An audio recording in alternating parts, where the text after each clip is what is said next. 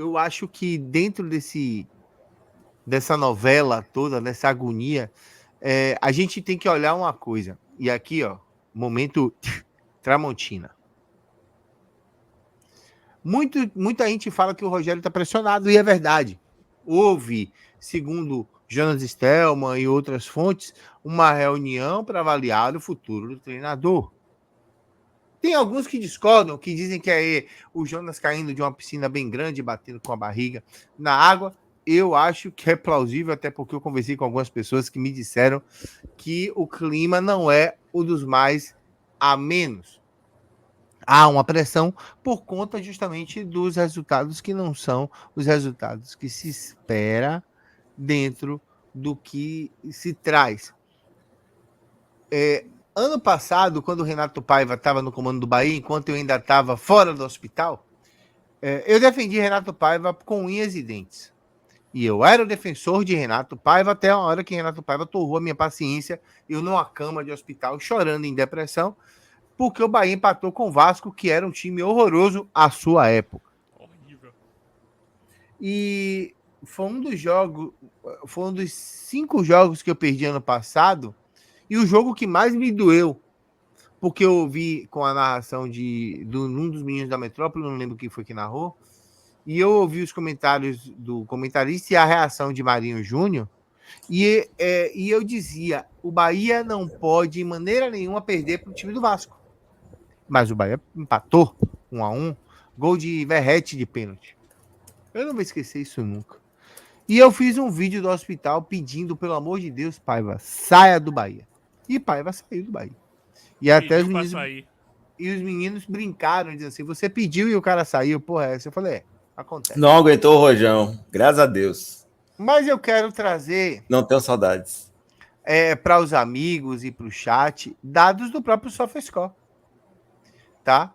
O desempenho do Brasileirão após 29 rodadas do Bahia em um ano e em outro ano. No ano passado, o Bahia estava em 15º na 29ª rodada. Esse ano o Bahia pega o elevador, Pivete, e está em 7º. João, mas o time só tem um jeito de jogar. João, mas os caras não tocam a bola. João, os caras falam, os caras não fazem, os caras não usam a base, os caras não... Tudo isso é verdade. Tudo isso é verdade. A convicção que a gente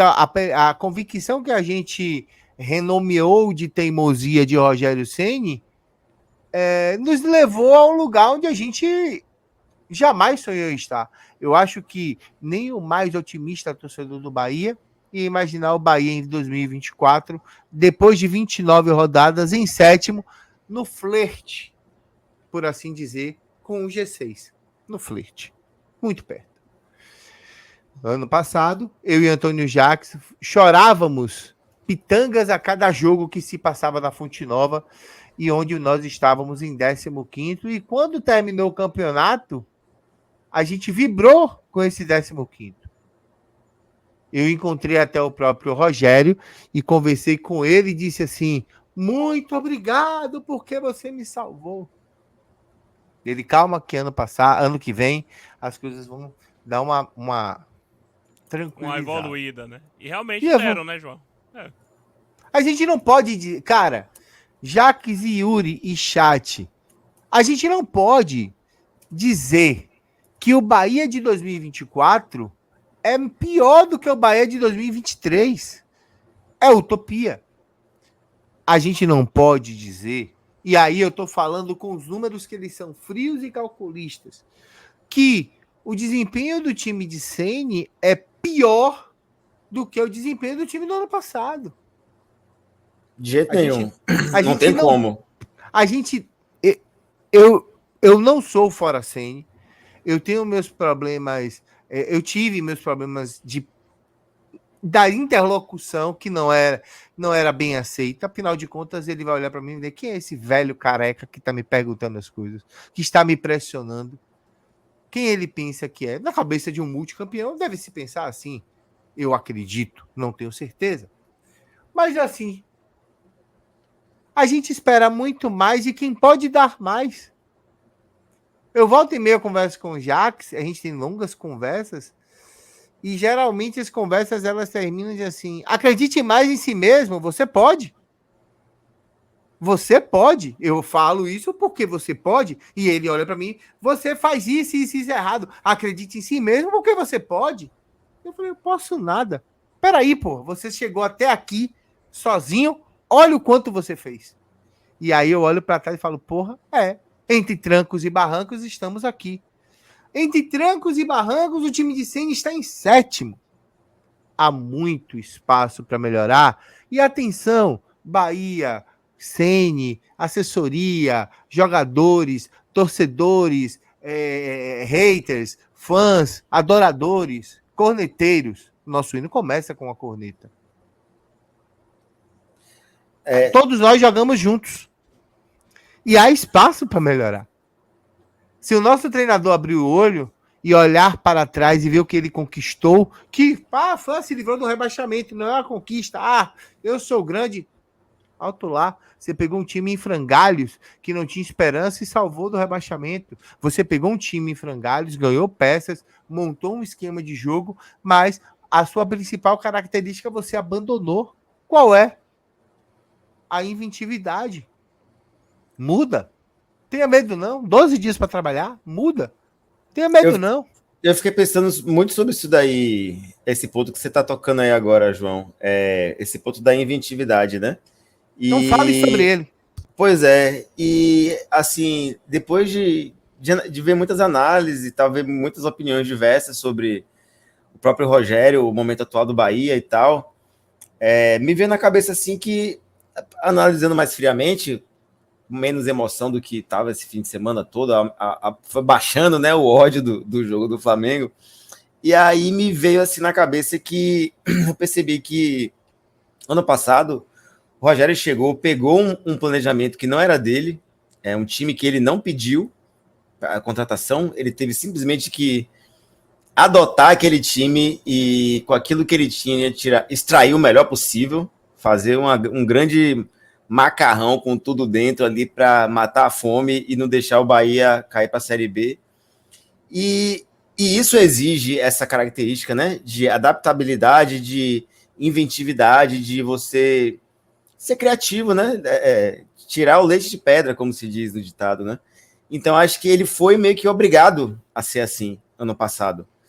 E só que já esse ano foi bem diferente. Ele já começou, por exemplo, o meio-campo, que foi tão elogiado aí durante uma boa parte do campeonato. O nosso meio-campo foi tudo dedo dele, velho. Você mesmo já falou aqui. O Jean Lucas, ele que pediu, o Carlos Alexandre, foi ele que pediu, o Everton Ribeiro, ele que pediu. Pediu para segurar o Cauli também, que foi um grande esforço do clube. Então, teve muito DNA do Rogério nesse esquema de hoje.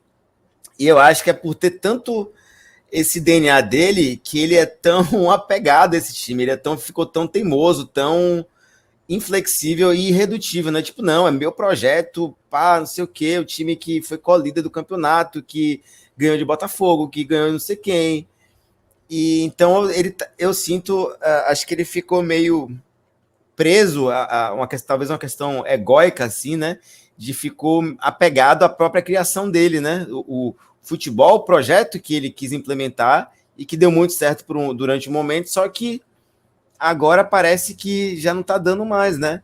Os times já entenderam como é que funciona esse time do Bahia e já desenvolveram diferentes maneiras de anular esse time do Rogério, que, mais uma vez, falta verticalização em diversos momentos, falta variação tática, falta muita coisa, falta coragem, às vezes, falta ímpeto, e tá mostrando agora mais do que nunca suas falhas, né? Trazendo uns dados rápidos aqui sobre o desempenho de Rogério Ceni perante o Bahia, ele tem, no geral, Rogério, 59,8% de aproveitamento dos pontos disputados, né? Em toda a era Rogério Ceni aqui no Bahia, desde quando ele chegou até hoje, em todas as competições. Arredondando para 60 aí, vai. Mas olha a diferença de como esse desempenho vai caindo. Desempenho de Rogério Ceni no Brasileirão 2024 já cai para 51% dos pontos disputados até esse exato momento.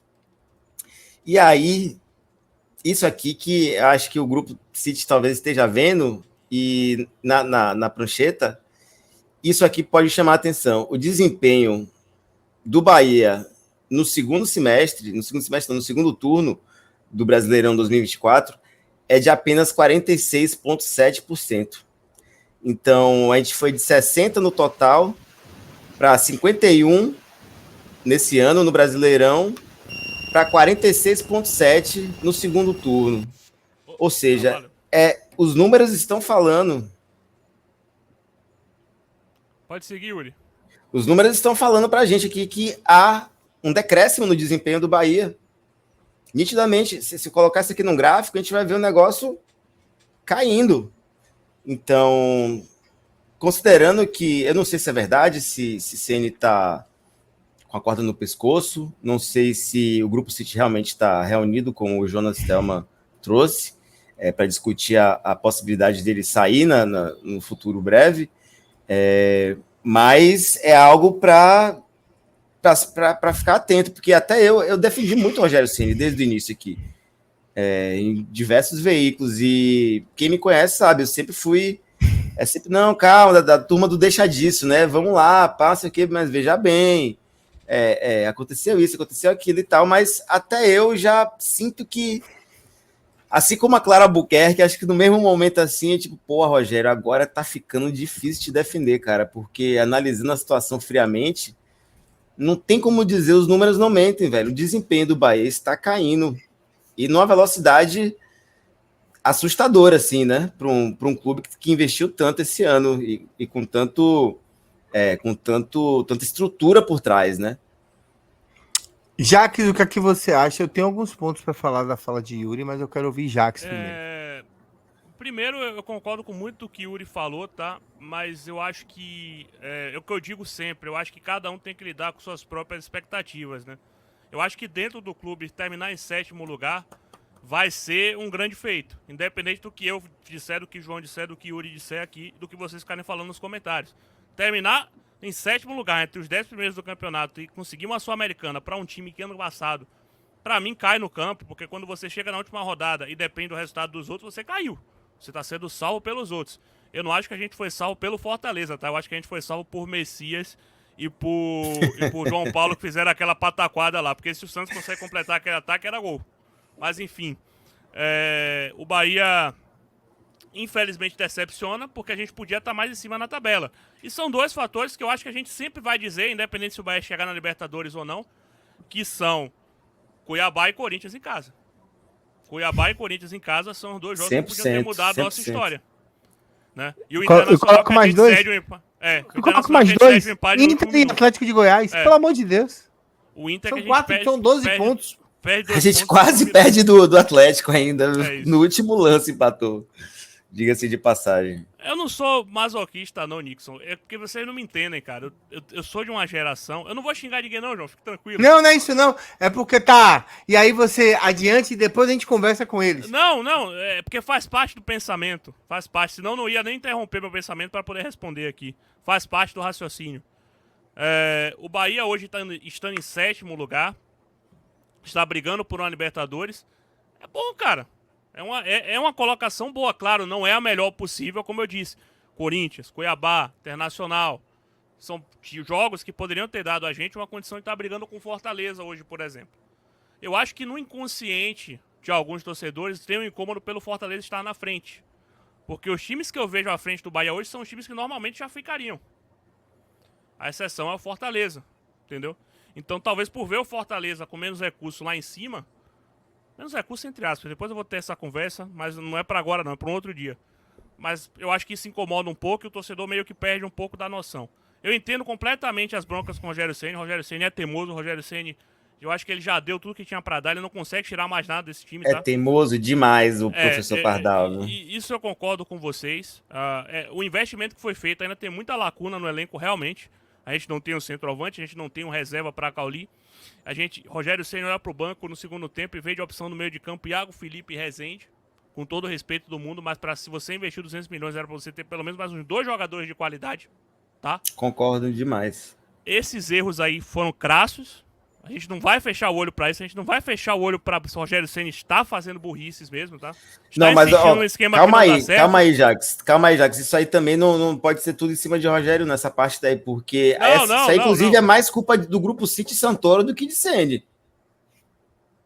Não, vai, Jax, conclui, Jax.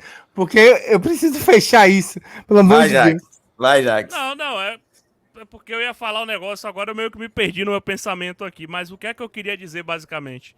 Que o Rogério Ceni tem a parcela de culpa dele por não trocar, por não mudar, por não querer abrir mão desse esquema, né? A gente viu contra o Flamengo a possibilidade de ele usar esses jogadores de velocidade, como o Ademir, Lúcio Rodrigues, jogadores para puxar esse contra-ataque. Por muitas vezes o Flamengo deixava o espaço pra gente, Tassiano e Everaldo não tem essa possibilidade de sair em velocidade puxando contra-ataque. Como foi também em alguns outros jogos, contra o próprio Criciúma, em momentos onde o Criciúma deixou os espaços e o Bahia não aproveitava muito bem. Diversos jogos. E aí a gente tem agora essa situação, essa inconformidade que eu tô vendo aqui da torcida com o Rogério Ceni, e eu acho que é com razão. E a questão de eu achar que o 7º lugar para um time que ano passado quase caiu tá ok, porque realmente está entre os 10 primeiros colocados, está ali brigando até ainda por uma pré-Libertadores. Pode pegar uma pré-Libertadores em 7º lugar, dependendo do que aconteça na Copa do Brasil e da Libertadores. E na Libertadores, né? Se o Botafogo for campeão, vai abrir essa vaga. Então eu não acho que seja um resultado desastroso. Mas infelizmente, pelo que aconteceu no início do ano, como já foi falado aqui no chat, como a gente já falou diversas vezes aqui na live, da gente ter perdido o Campeonato Baiano da forma que perdeu, da gente ter perdido a Copa do Nordeste da forma que perdeu, eu acho que o 7º lugar não vai ser tão comemorado como poderia ser.